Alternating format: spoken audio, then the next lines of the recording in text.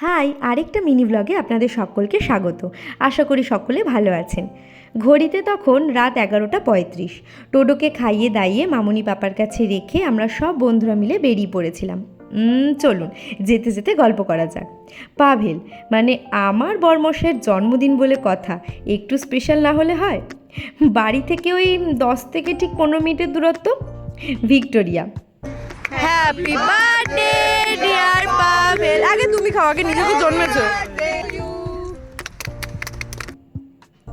ছেলে তো ভীষণ খুশি, এই প্রথম জন্মদিন পালন হলো রাস্তায়, তাও আবার ভিক্টোরিয়ার সামনে। উপরে বৃষ্টি, নিচে কেক।